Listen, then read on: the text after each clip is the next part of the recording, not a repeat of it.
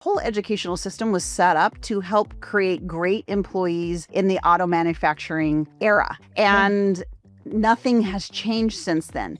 90% of your daily decisions and your actions that you're taking, so therefore the results that you're getting, it's coming from your subconscious. I did what every well-meaning entrepreneur does. I hired a $50,000 mentor to show me all the magical things that I didn't know. What I discovered on my first meeting with her was...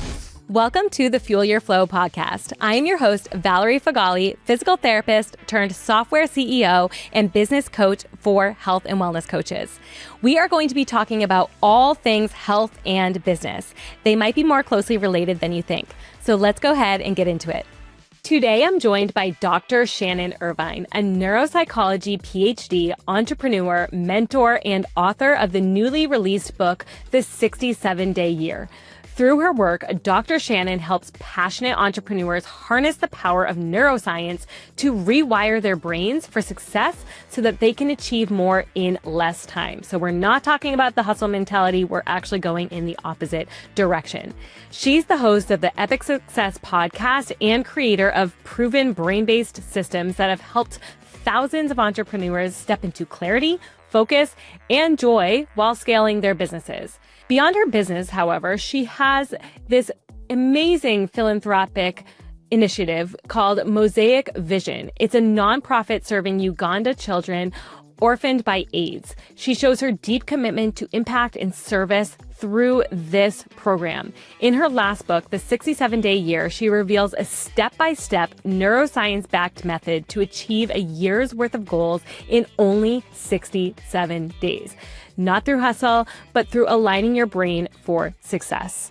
Dr. Shannon, I am so excited to have you here with me today. Thank you for coming on. Oh my gosh, so honored to be with you and your tribe. Just love you to death. One of the things that I noticed about you, actually months into knowing you, I didn't know it right away because you didn't, talk about it as much, but was your philanthropic ventures. And I am so blown away by how you do this. And I can see a lot of your efforts go into building this, community for orphaned Ugandan children, correct? Yeah. And I thought to myself, that's so amazing. And it's just proof in the pudding that you follow what you preach, because the fact that you can dedicate so much of your energy to that shows that you really have these businesses that are functioning on, let's say, a 67-day business, right? Yeah, absolutely. So just proof in the pudding. And it's so incredible what you're doing for that community. Gosh, thank you. It's I always say glory to God. Like it's amazing because as you're building businesses and you're in this kind of conversation around the build and, revenue and profit, and we're in that washing machine, so to speak. And at the end of the day, like for me, it's about what am I doing that's going to be lasting? Like, what am I doing with my family? What am I showing my kids? I have teens now, so they don't listen to anything I say. They just watch what I do. And, how can we make a difference in the world? And what I love telling the people in my programs is like the more you're dialed in and you're hardwired aligning with how your brain works, the more money you're going to make. And the more money you make, the more impact you can have, whether it is helping kids in Uganda or if it's being able to be at your daughter's soccer game undistracted from the phone, anything like that. So it's not the reason we build businesses. We build businesses to help people, number one, obviously, and help people solve problems. But we also build businesses to create a life for our families and to make the world a better place. And so, the more we get to do that, the more we hardwire those things, the faster our business can grow and the less it's dependent on us, that's the beautiful thing. Yeah. And I think a lot of people who start their businesses, they end up getting lost in the grind, right? Yes. They kind of lose themselves. They originally start their business for all of those reasons that you just mentioned.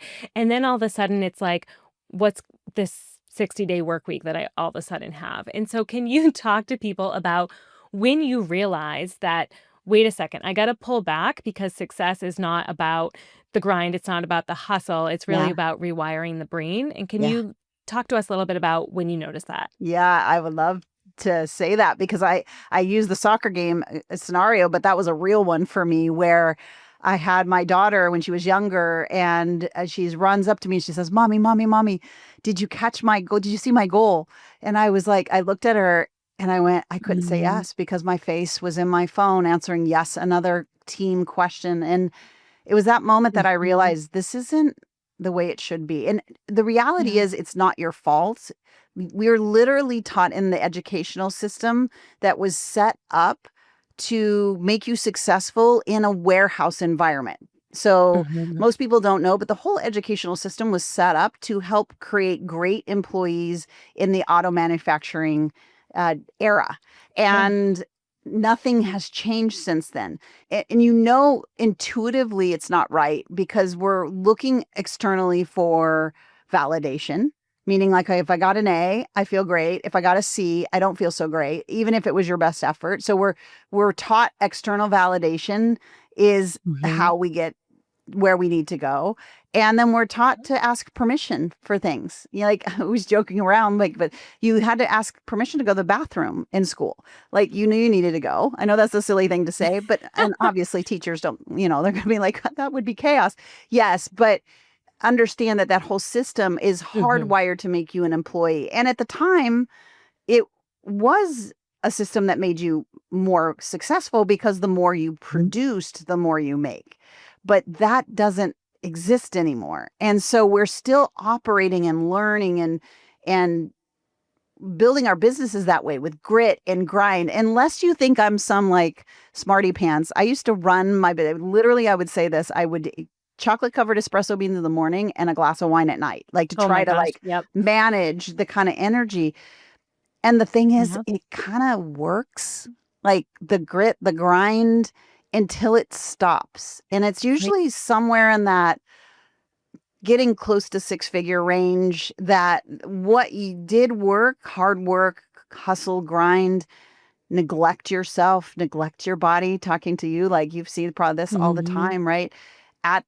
For the successful outcome. And then we hit that successful outcome and our brain now is only wired to do more of that because the brain, it's a simple system. It's a reps game, just like working out is a reps game. It's a reps game. And so the more you hustle, the more you grind, the more you sacrifice your body, your family, all those things for the sake of success, the more you're literally hardwiring your subconscious that that's the only way to be successful. And so when you start to try to grow it more than that, then your brain only knows, well, it must require more of me. And then we give it more of us and it's all of a sudden stops working. And I remember having that moment. I always say I've been a lifetime entrepreneur, very unemployable. And so I got to that same place, that ceiling where I felt like I was doing everything I could. I was working 68 hours a week and I did well, but then it literally stopped. And I felt like I was on a treadmill going nowhere. And I did what every well-meaning entrepreneur does. I hired a $50,000 mentor to show me all the magical things that I didn't know. And what I discovered on my first meeting with her was everything I was doing was exactly what she was doing. Like there wasn't a magical secret, a magical puzzle piece, a tactic. See, those are all external. I was looking for something external.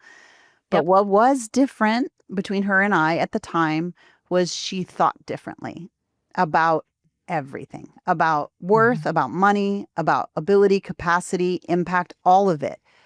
She just thought differently, genuinely. And here's a woman I really admired because she did put her family first and she did put God first and all those things. But she then had $3 billion with a B dollar businesses. So I'm like, okay, she's the right person. That started this crazy quest because up until then, I didn't have doctor in front of my name. I always say the doctor stands for desperate enough to go get a PhD in neuropsychology to figure out how can I get my brain to do what hers is. Wow. So that was the push. Changed the game for me because what I discovered in those rooms without going super deep into it is, you know, everything we think we're doing, most of it is being run subconsciously. And we're never taught how to even access that or even give it permission to continue to run. And Yep. And it was in those rooms that I got to solve the problem I was having. And Yep. then caught the desire to make sure every single person in the world had those tools to be able to do it too. So it was a personal journey for me. It was the glass ceiling, feeling like I couldn't crash through it. And the only thing I knew how to do was to spend more of me and more of my time. And that one soccer game was the linchpin for me. It was like, there's got to Yeah. be a better way. And definitely hardwiring your brain to get to the next level is Yep. that fast and easy way.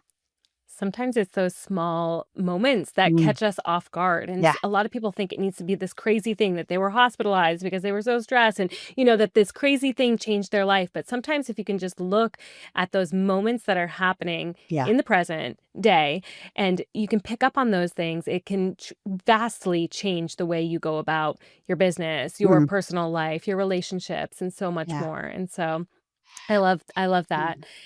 Can you talk to us a little bit about this 67-day Yeah. year, right? Yeah. Because that's all about what your book is about. And Yeah. when people see that, they've never heard of it before. So Yeah. why is it 67 days? Talk to us about that. Great question. So 67 days is the amount of time it takes for your brain to what we call hardwire, but the code to that is just build a pathway toward the thing that you want. Traditional goal setting, smarter goals, we all did them in January. This is what I want. I write it down. I did all that stuff. Literally works in opposition to how your brain will allow a result. And so Interesting. we teach in the book and in programs and all that on how to really build this pathway. Because without that pathway running in your brain, you're working against your brain's natural language, which is clarity. We say, I want $1 million business or a $10 million business or whatever you're shooting for. And what your brain hears is there's a tiger in the room. Do not give that to them at any, please warning. And you get all these neurochemicals of fear and overwhelm and all the things that we blame ourselves for. They're actually your brain just signaling neurochemicals, telling your whole body system to just slow down and stop. And some of us actively stop, like we go do another to-do list for our family or whatever. Some of us get into overwhelm, but none of that is our fault. It's just we weren't taught to hardwire a pathway in the language that the brain uses to go to the subconscious, which is the present tense language. And so we help people build what we call brain primes, just audios that will literally do the work for you of building that pathway. And it takes about 67 days to build that pathway to full capacity. So you might have heard 21 days to create a habit. Well, that's based on old science. That means that's when we could see the beginning of a pathway being built. But just like a well-worn groove, the old pathway has been used for 20 years, 25 years, 30 years. And so we need to be doing two things at the same time in those 67 days. Building that pathway to where you want to go and making it safe for your brain to let you go there. And then we've got to remove any of what we call those brake pedal beliefs. Now, we can get into that. We all have them. For me, I'm a step-by-step girl. I didn't want... not that I don't love the woo, but at the end of the day, I'm like, okay, but what are the steps to the woo? And that's when, part of what I was trying to uncover, how do you get rid of these things? I need the steps. And so that 67 days it's the time to when it goes from building the pathway in your brain to strengthening it. And 67 days is that what we call that compound interest, where the brain takes over 90% of your daily decisions and therefore your actions and therefore your results are aligned with where you want to be, not where you've been. And so that's why it can collapse time because, and without getting too much in the sciencey side of things, your whole brain system starts to support it and you start seeing different opportunities. You start showing up differently, not because you're trying to, but because you're building that as an automatic reaction in your brain. And so that's where the 67 comes from. We also put it in a new brain-based goal setting system called the 67-day year method that helps you pace out those 67 days, taking the full year that you would have wanted to accomplish a goal and then constricting it down to that 67 days because your brain's working for you. So it's a pretty powerful tool. What are, Yeah, I mean, I yeah. think we intuitively know this because there are some things that are natural to us, and those always come so much faster. Mhm. And it's like, oh well, yeah, of course I did that because I'm naturally wired that way. Yeah, that's why, because you're naturally wired that way. There wasn't any resistance getting in the way of you Mm, going quickly. And so that okay. resistance is really the thing that takes a year-long process and can make it take 5, 10, 20 years, right? Sometimes I'll ask my Oh, clients, yeah. how long have you wanted this thing to happen? And most of them, they'll say 3, 5, 10 years.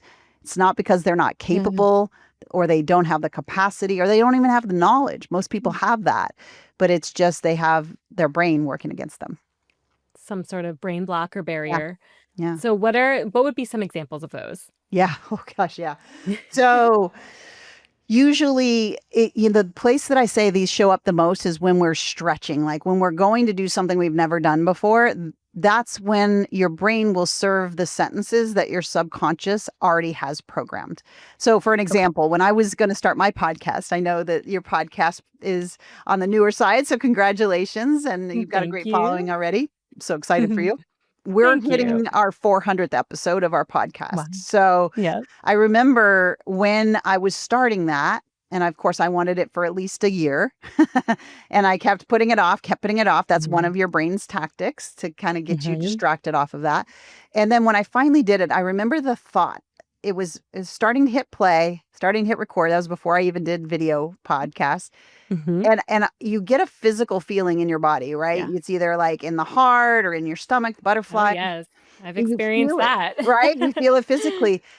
But what happens the moment after you feel that physical sensation? Most of us high achievers, we dismiss it, but it's actually the most powerful moment you could pay attention to.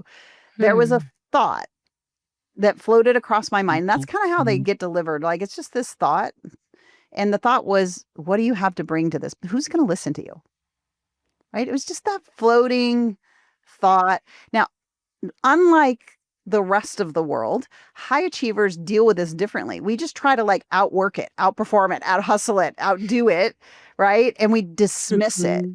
But what that thought, it's not our thoughts, it's actually a subconscious thought that was created probably back in my childhood when I was Hmm. trying to be enough and I wasn't and I failed. Yeah. And that Yep. created a belief, a subconscious belief that when I do new things, it'll probably fail and no one will listen. Right. And so Yeah. there I was trying to do this new thing. And of course, the thought happened. Well, now by that time, I had already developed the systems in the mind matrix specifically that we teach in the book around what do you do with those? Because if you just let them go right back to your subconscious, here's the crazy thing. And your listeners, I know this number seems unbelievable, but it's been so proven scientifically. 90% Mhm. of your daily decisions and your actions that you're taking, so therefore the results that you're getting, isn't coming from your thinking part of your brain, your prefrontal Mhm. cortex, that planning part of your brain. It's coming from your subconscious. Okay. 90. Yeah. So it's I like, believe it. I Yeah. don't know about you, Sometimes but I feel like yeah, that's Well, like, sometimes I feel like I'm going through my day on autopilot and I'm like, I don't mhm, even know what just happened today, but somehow we got through the day and we're here at the end and yeah. we're putting the kids to bed. Cause yeah, it's just probably your subconscious Well, driving the day. and that's the positive side. See, that's the thing. Our Mm. brains are neutral. It just automates. Automates just means going into the subconscious what gets repeated. Now, when you were a child to a young adult, the part of your brain that doesn't fully develop, I call it the Mhm. BS part of your brain. It's your prefrontal cortex. It's the part that can say, no, that's not true, or Mhm. no, that's not right. That part of you doesn't fully develop until you're 24 for men and 22 for women. We'll leave that alone. But um, 24. so Yeah. think about that. Like we are a subconscious process of the patterns of our youth, our childhood, Mhm. whether it was great or horrible or somewhere in between. When your peer groups, your educational experiences, and we're never ever ever taught that we can access it and decide Mhm. what to keep and what to remove. We literally Interesting. have never taught this. This is my big mission now is now that I'm getting the book into people's hands, it's now I want Mhm. to get it into colleges and then I want to get it into high schools because when you realize that your subconscious that runs 90% of your results is just a reps game, then it's about, wow, like what, number one, what's in there? And number two, the things that are on autopilot that are great, like you're courageous, you take risks, whatever it is, we don't touch them. We let them run automations and, do well. But we get really passionate about anything that we hear, especially when we're moving into the place that we want to go to. Like for me at the podcast at the time, that is going to stop you. And the metaphor I love using, it's like your listeners, you and me, we always have our foot on the gas. Like nobody has to encourage that. Like that's just who we are, right? So your foot's on the gas and you're doing everything you can, working all the hours, but it's like subconsciously speaking, you have a foot on the brake at the exact same time. Yeah, I can relate to that. Yeah. And you feel it, like you feel stalled or like you're spinning in circles. And it's just a matter of a process we take you through step by step in the book to recognize them, and then a process to remove them. And thanks to the scientific principle of synaptic pruning, it's about a 4-step process. It's fairly simple, but we're just not taught it.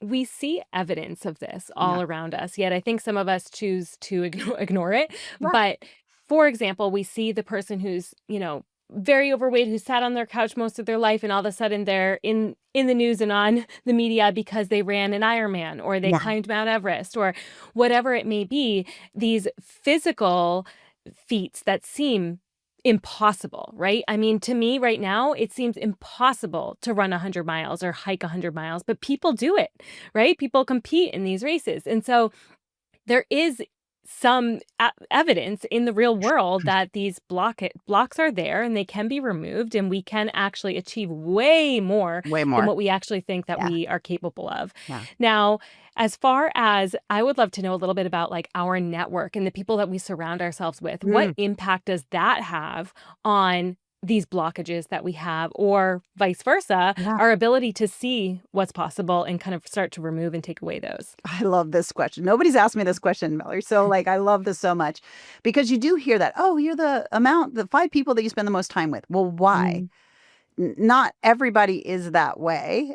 People can come into a room and sit in a room and not observe the patterns that those people present.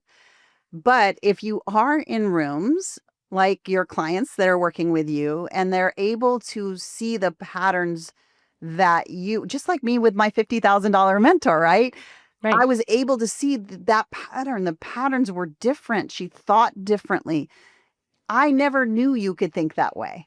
Yeah. And there's a little bit of not realizing what you don't know. It's like, it's you weren't taught. That's not your fault. I always say all those brake pedal beliefs, those limiting beliefs, automatic negative thoughts, whatever you want to call them, they're not your fault. Like you didn't even create them. So you don't have to judge yourself for them. Like they're just there as a representation of what somebody else had. I have a funny story about that, but I want to keep answering your question. So as you're in these rooms, you're breaking your paradigm of what patterns really do exist. I remember I was in a mastermind at one point. I didn't grow up with a lot of educational knowledge around money and finances. I'm the first generation to be in a place of wealth. And so as I sat there in this room, and they were all 8 and 9-figure business owners, and we're sitting in a huddle and they're talking about things. And I'm totally serious. If I'm going to use my book as an example, I have my little notebook and I'm like taking notes under the table, because literally they were saying words I'd never heard before, but it just created something that I didn't realize was possible. And now my brain has this thing called an open loop propensity. And all that means is our brain really wants to close loops. And because I'd opened that loop, now my brain was trying to figure out, how do I do this? Now, if I add to that learning, if I add to that proximity, conversations, watching, immersion, now your brain is getting all of these repetitions toward the thing that you want. And there was a study, I put it in the book, where just by literally physically being in the room and saying nothing, we could see a 22% increase in Wow. somebody's output just by That's being incredible. in the physical room. And that's I believe just it. a matter of, here are all the patterns you have that are running subconsciously. And now you Mhm. enter a room and they say, the sky is purple. And you're like, what? I didn't know the Mhm. sky would be purple. Right. And it's hilarious. Yeah. I still have that notebook when it was talking about divesting investments and all these things. I'm like, I have no idea, but I was going to learn. And so it's Mhm. powerful to be in the right rooms with the right people, meaning there are a lot of rooms you can be in that they're just Yeah. people bragging about results that they may or may not have. And then there are the Right. authentic ones, you being one of them, that Thank you. has walked through it and can kind of shortcut the process for people Yeah. and kind of create for them subconscious patterns that they didn't realize were possible. And that's the power of being in a room for sure. It is so wild. I mean, we had a guest at Jasmine Star's Mastermind Yeah.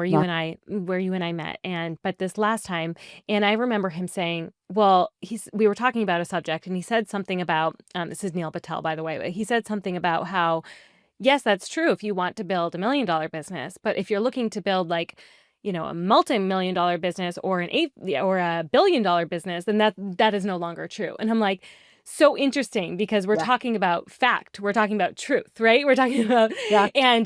but yeah, what he's basically saying is like, you can think differently and Yeah. achieve a 10 times, 20 times, 30 times better result. Yeah. And so Yeah. Love yeah, that. that sat with me, because I'm like, oh, okay, yes, it is just a matter of mindset a lot of times. And it's Now, not like we tell ourselves this weird story that we just have to become better enough or mm, become smarter.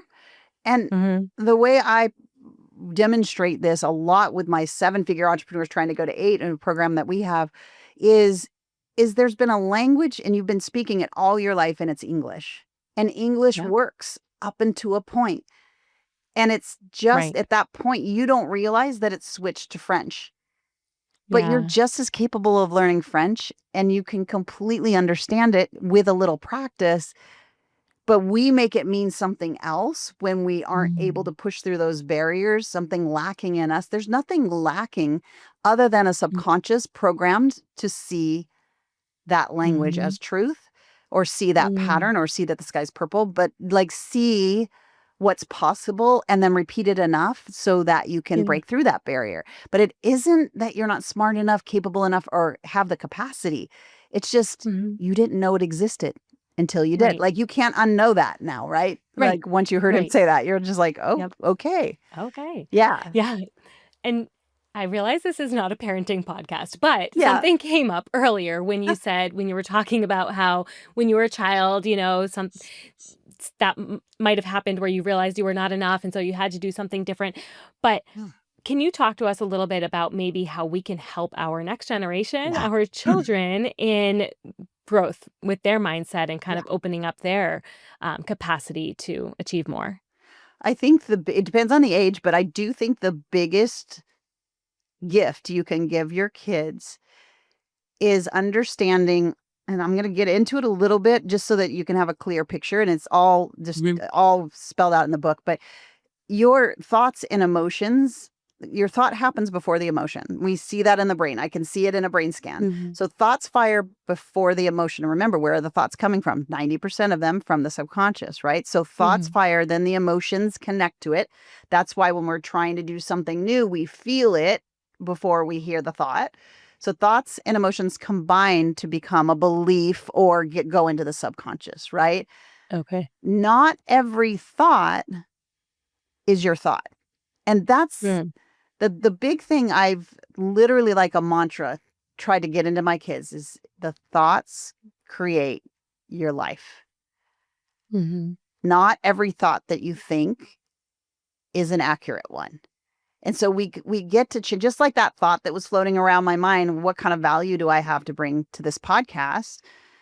Yeah. I had to take that thought captive. That's not a new idea, right? That's in scripture. But it's like, for me, it was like, well, how do you do that? Right. And then we go Mhm. into those Right. details in the book, but it's literally teach your kids to think about what they're thinking about. to like, Think about thinking. Yes. yeah, what is the thought you have? And just ask, because with kids, it's simple. Do you believe that thought is true or Mhm. could be false? Remember, kids, as they age, right in the beginning, their emotional center is like, oh, I've got a 14-year-old right now. We got a lot, we're driven A by lot that, going on. right? Yeah. We're in it. But it's like just giving them the gift that they can make a decision about a thought. I'm now Mhm. watching my 17-year-old that's heard me say this now for a decade say, I thought that, but then I realized that was an error in thinking. And so I Hmm. chose a different thought and now it's better. And so it's Wow. just we're taught that we feel things and therefore they are. Yep. And just giving them that one tool that you can be Mhm. the creator of your thoughts, and the thoughts are going to either create a life you don't want or a life you want. So you get to choose that. And then when they're not doing that, just being that guide to say, do you think that thought is true, or is it possible that there's some falseness to it? And just having those conversations Interesting. Yeah. helps them get that skill that I can question the thoughts that float across my mind. Yeah. That's really good advice. Yeah. Yeah. Really, really good. So can you also give some of our listeners one or two other Yeah. tangible things? So my listeners definitely want to know, like, what can I do today or what can I Yeah. do tomorrow in Yeah. order to start this process? And then they can pick up the book and learn everything else that they need to know. For sure. But what are one or two things that they can start with tomorrow? Yeah, love it. So on the moments where you do hear those limiting beliefs or limitation, we call them brain breaks, but the Mhm. moment you hear them, we call it flipping the switch. So for your brain, if you do nothing with it, it strengthens it. Just know that. Okay. Like if I think the thought, no one's going to listen to me, and I do nothing with it, now that's gotten stronger going back into my subconscious. So get a little bit Mm-hmm. irie, get a little bit irritated, like not on my watch, get a little bit like, Mhm. sassy about it, and flip the switch. Okay, so if I'm thinking the thought I don't want, or nobody will listen to me, what is the truth I actually want to believe about that? Okay. And so that Mhm. there's a deeper process that we take you through, but this process is in the moment. Because sometimes you're in a place where you can't go do a 4-step process. You're like on Mhm. stage, or you're, about to go onto a podcast or whatever the case may be. So Yeah. ask yourself the question, what do I want to be true? Okay. And then And do practice mm. that. So 5 times real quick practice. So for me in that moment with the podcast, I'd say I have amazing value. I bring value to my community every single day. And I just repeated it. It's Mhm. not affirmations. It's really working the truth in opposition to what is hardwired already. And what that does, without getting too sciencey, is it disrupts the glucose that Okay. has it on autopilot, and it almost like puts it in a state of, wait, maybe this isn't true. And so Hmm. we think, oh, that can't possibly be enough to disrupt that subconscious pattern.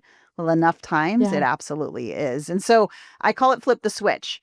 Don't let one of those negative thoughts remain. Kind of be that guard or that vigilance behind that. And then a second, we really have 3 steps that we take people through Mhm. within the 67-day year method. We call it clarify, erase, and automate. Okay. Erase, we talked about kind of getting rid of those limitations. Automate is how we get them through a brain prime to be on autopilot. But clarify is Yeah. one of those areas where a lot of times in business, especially business owners, we're kind of just doing the next, right? Okay, I got to this level. Now I need to get this level. Like sometimes we don't slow down to say, what is the thing I really want? So Yep. my encouragement to you is to spend some time today thinking about, what does success look like when you arrive? Right.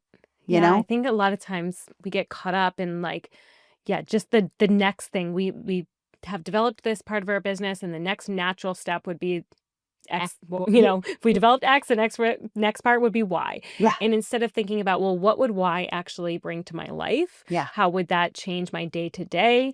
Because those are really the reason we're growing the business, Yeah. is to affect our life in some way. Yeah. Most of us. And then, of course, we get the benefit of, once we've really made it, to affect other people's lives in massive ways as well, too. But Yeah, I think, and I've gotten caught in that trap where I'm like, well, I already have this, so now I'm going to do this, and I hired somebody to take on this step, so now I'm going to take on this whole other big thing, and it's like, why? Why don't you just Yeah. sit back for a minute and enjoy the fact that you don't have Yeah. to do all that work? Yeah. And you still might choose to make that step, but and again, we walk through this step by step, but we're just not taught to start with the end and reverse engineer it. We're taught to start from here and look out there at what we don't have and ask for it. And that's the piece that puts us in opposition with how our brain works. So just ask yourself, what does it look like? Doesn't need to be about money. It can be, but like when I arrive at whatever number is in your head, what's happening in your life? And some of the things when I do this work with my 6 and 7 and 8 figure entrepreneurs, some of them, they could be doing those things now, but they haven't given themselves permission because they're still in the hunt for the thing. And so I would definitely do that. And then whatever your big goal is, like if it's to get to 7 figures, if it's to get to 8, if it's to sell the company, whatever it is, start practicing saying that in the language that your brain can receive. So if I say, I want $1 million, I have just literally put my brain in opposition to me. But if I say, and it seems simple, people ask, is this affirmation, Shannon? No. This is like giving the brain the language of certainty. So if it's, I'm at 7 figures, because I know what 7 figures or 8 figures or 9 figures looks like to me, success is done, I can picture it. So when I say I'm at 8 figures in my business, I know I'm not at 8 figures yet. We're very close, but I'm not there yet. But here's what I do know. I can see it in my mind because I know what that looks like already. And so when I say to myself out loud, preferably, when I say to myself, I have an 8-figure business impacting thousands of people's lives. I can see my daughter and where she is. I can see my son at the school that he's at. I can see the place that I'd be spending my time. I can see the stages because I've done that work. So it's not affirmation, but it's really giving yourself the same language that your brain needs in order to start to draw it to you. It's like you embody that person now, right? You you climb into that shell. Climb into that shell and practice it. A lot of people think it's like accidental. It's like, no, your brain just needs to practice it enough times where now it starts bringing those opportunities to you. You stop blocking them, to be honest. That makes sense. So I'd love to hear more about your, is it Mosaic Vision? Yeah. Is that so that's for your children in Uganda who have been orphaned. Can you tell us a little bit about how that changed your view on just leading a team and kind of dividing your time between multiple different initiatives? Talk to us about that. Yeah.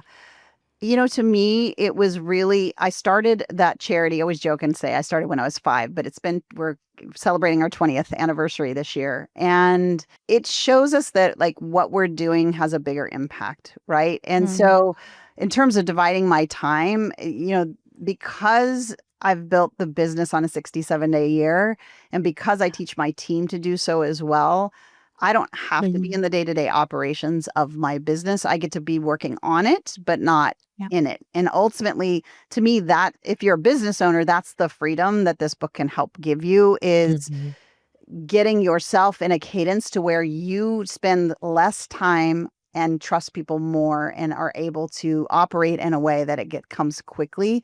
And so hiring great leaders here and in Uganda. In fact, 20 years in, we have 2 of our first initial kids that we helped back 20 years ago are actually running the organization in Uganda. Wow. And so to me, so I just see them as an extension of our team and family. And when you think of them as family and you help them grow as leaders, and they're really running the show, and my focus is on just helping guide them and just restoring the lives of kids who've lost both their mom and dad, just like we would want for our own kids. And the beautiful thing is with our businesses, we're able to cover 100% of any of the fundraising and anything on the United States side of the things. So everybody that donates or sponsors a kid completely goes there. And that's a beautiful thing. The more money we make, the more impact we can have. So it's been a joy. It's a joy. I mean, just to see these kids, brilliant kids, by the way, like some of the smartest people I know, just didn't have an opportunity to be born where we were born.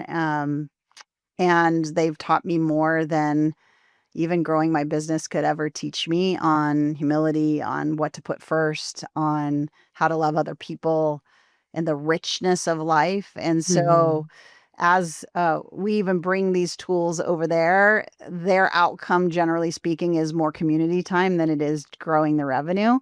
And it's fun to watch that as well. But it's a matter of just prioritizing, majoring in the majors. And it's been just a journey over the last 20 years to keep it going through the good times, through the bad times, through COVID, through all that. And to still be operating 20 years later is pretty powerful. It's amazing. And I'm sure that contrast between your life here and then what you see over there is just so enlightening for so many different reasons. Your relationship, your business. We've got a couple of them working as virtual assistants for our business. And I just think it opens your eyes to impact, Yeah. I love that. So what legacy do you want the book and the work you're doing to leave behind? I love that question, because that's why I wrote the book. And I want what seemingly is hard, which is, how do I achieve these goals? How do I make things happen? It's a system to enable you to do that with ease. It's getting the tools that I had to go get a PhD to figure out. And I jokingly said I was DR for my name stands for desperate enough to go try to solve her own glass ceiling. So I always say I'm not the unicorn. I'm actually the one that's nutty enough to go do that. But in those rooms, even the knowledge that they had wasn't trying to solve the problems that we have. And that's what I believe was kind of the next season for my life. Was it worked for me, and I knew I wasn't a special unicorn. And then I took these tools and these models to my clients, the 10 of them offline at the time, and their businesses, all entrepreneurs, went from 6 to 7, 7 to 8. And I thought, okay, I'm not a special unicorn, and all of us are getting the same results. This has to get in the hands of everyone. Not everybody will come and join a coaching program to go through this or get certified in this as a coach. But for those that are sitting on the couch, single mom raising 3 kids that has a dream, or the business owner who's just wanting to get to the next level so that they can make a better life for their kids. That's why I want to do this. I just want it to be that ripple in the pond that creates the results that they've been dreaming about, and I believe are God-given, and get them out to the world so that people can get impacted. So that's the legacy. As many hands as we can get it into, give the tools so that they can stop wondering how to remove limiting beliefs, stop wondering how to achieve goals, and really start living it. Well, I will put the link to the book in the show notes, and it has been so fun to be here with you, Dr. Shannon. It's been a joy. Thank you for coming on. Thanks for having me. I hope you enjoyed our conversation from today. Any links we discussed will be in the show notes below. Also, we would be incredibly grateful if you would leave us a 5-star review. This helps us keep the podcast going so that we can continue to provide value for all of you. I hope we see you on the next one.